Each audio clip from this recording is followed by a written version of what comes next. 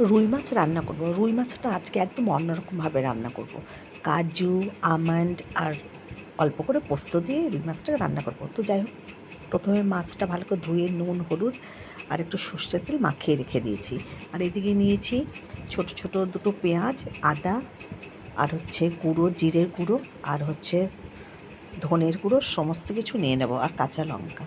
আর লম্বা লম্বা করে আমি একটু আলু ব্যবহার করব। লম্বা লম্বা করে আলু দিয়েছি। তোমরা ইচ্ছে করে আলু দিতে পারো, নাও দিলেও পারো, নাও দিতে পারো। তো নিয়ে নিয়েছি বেশ কয়েকটা করে কাজু আর আমন্ড, একটু জল দিয়ে আমি ভিজিয়ে রেখেছিলাম। আর ওর মধ্যে পোস্ত, পেঁয়াজ সমস্ত কিছু দিয়ে একসাথে আমি বেটে নেব। মাছগুলো একে একে করে লাল লাল করে ভেজে নিচ্ছি।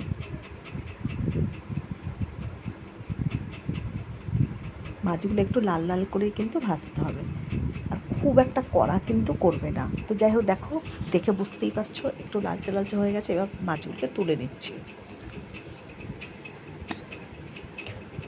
আর টমেটোটা আমি 4 ফালি করে নিচ্ছি।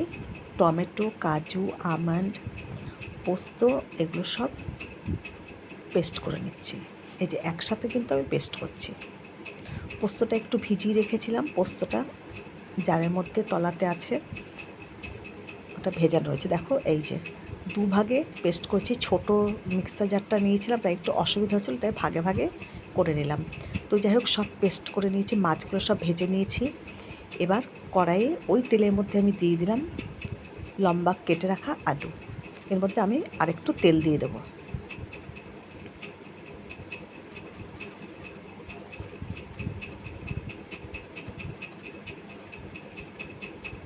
আর কিন্তু তেল দেবো না। এবার আলুগুলোকেও ঠিক লাল লাল করে ভেজে দেবো।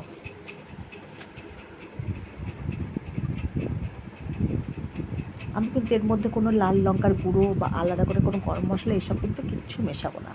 আমি শুধু আমন্ড, কাজু আর পোস্ত দিয়েই রান্নাটা করব।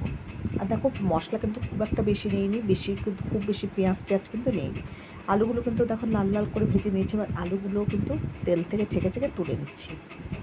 ওই তেলের মধ্যে আমি দিয়ে দেবো গোটা সাদা জিরে, একটা শুকনো লঙ্কা ফাটিয়ে, আর একটা তেজপাতা ফাটিয়ে দিয়ে দিলাম। দেখো, এই তেল থেকে আলুটাকে কিন্তু তুলিনি, আমি একটু সাইড করে নিয়ে এবার ফোড়নটা দিয়ে দিয়েছি। ফোড়নটা একটু ভাজা ভাজা হলে আলুটার সঙ্গে নাড়িয়ে চাড়িয়ে নিতে হবে। দেখো, ফোড়ন ভাজা হয়ে গেছে, তারপরে আলুর সঙ্গে মিশিয়ে দিলাম। এবার এখানে দিয়ে দিতে হবে সেই যে বেটে রেখেছি কাজু, পোস্ত, আমন্ড পেস্ট, সেটা দিয়ে দিলাম। আর তার সঙ্গে দিয়ে দেবো পেঁয়াজ বাটা, লঙ্কা বাটা, আদা, এটা দিয়ে দেবো। যার যার ইচ্ছে তোমরা সেইভাবে কিন্তু ঝালটা ব্যবহার করবে। আমি কাঁচা লঙ্কাটাই দিয়েছি 4-5টা, কারণ আমি শুকনো লঙ্কা ব্যবহার করিনি।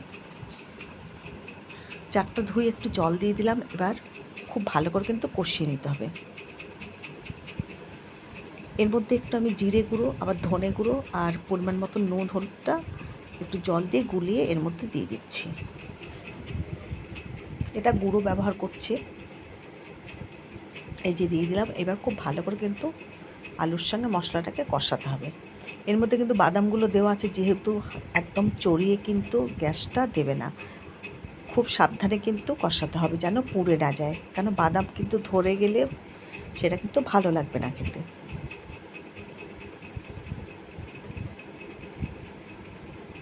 আমি কিন্তু এর মধ্যে কোনো গোটা গরম মশলা কিন্তু সম্বাদ দিইনি, তোমরা ইচ্ছে করলে দিতে পারো। আমি নামানোর সময় একটু গুঁড়ো গরম মশলা ব্যবহার করব। তো যাই হোক, এবার আবারও একটু জল দিয়ে দিলাম, দিয়ে আরেকটু করে কষাতে হবে যেন মশলাটা পুড়ে না যায়। ওর জন্য একটু জল দিয়ে দিয়ে কিন্তু কষাবে। আর যত কষাবে তত কিন্তু খেতে দারুণ টেস্ট হবে। যাই হোক, দেখো, কষা কিন্তু খুব ভালো করে হয়ে গেছে। এবার পরিমাণ মতো জল দিতে হবে। খুব বেশি কিন্তু আবার জল দিলে চলবে না, একদম গামাখা গামাখা জলটা দিতে হবে।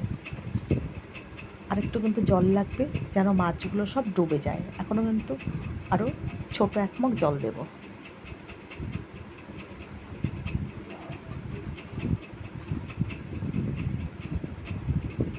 দেখো, আমি জল দিয়ে দিয়েছি, আলুগুলো ডুবে গেছে। এবার ঝোলটা ফুটে উঠলেই এর মধ্যে দিয়ে দেবো আমি ভেজে রাখা মাছগুলো। ব্যাস, আর কিন্তু আমি জল দেবো না, ঝোল আমার ফুটে উঠেছে। এবার এর মধ্যে সব মাছগুলোকে ছেড়ে দেবো।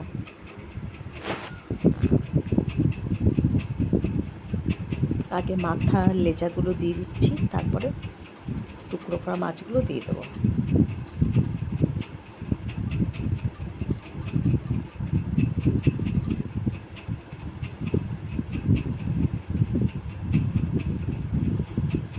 মাছ কিন্তু এখানে অনেকগুলোই রয়েছে, দেখতেই পাচ্ছ মাছ এখানে অনেকটাই। এবার সব মাছগুলোকে একটু আস্তে আস্তে খুন্তির সাহায্যে ঝোলের মধ্যে ডুবিয়ে দিচ্ছি। এবার কিছুক্ষণ থালা চাপা দিয়ে একটু ঢেকে রেখে দেবো, আর নামানোর সময় একটু গরম মশলা দিয়ে নামিয়ে নেবো। এইভাবে তোমরা রুই মাছ খেয়ে দেখবে, দারুণ লাগে। আর বাদাম দিলে না একটা আলাদাই তার টেস্ট হয়, বাদাম পোস্ত দিলে। তো যাই হোক, ওপর দিয়ে 4-5টা কাঁচা লঙ্কা দিয়ে দিলাম, মুখটা একটু চিড়ে চিড়ে দিয়ে দিলাম। দেখো জলটাও কিন্তু একটু টেনে গেছে, ওপর দিয়ে একটু গরম মশলা ছিটিয়ে দিলাম। তাহলে আমার আমন্ড কাজু পোস্ত দিয়ে রুই মাছের কারি কিন্তু একেবারে রেডি। এবার আমি গ্যাসটাকে অফ করে দেবো। দেখো একেবারেই রেডি হয়ে গেল, নামিয়ে দিলাম। দেখতে কত ভালো লাগছে, আর খেতেও অসাধারণ হয়েছিল। তোমরা এভাবে বানিয়ে খেয়ে দেখো, আর দারুণ লাগে এভাবে করে খেলে।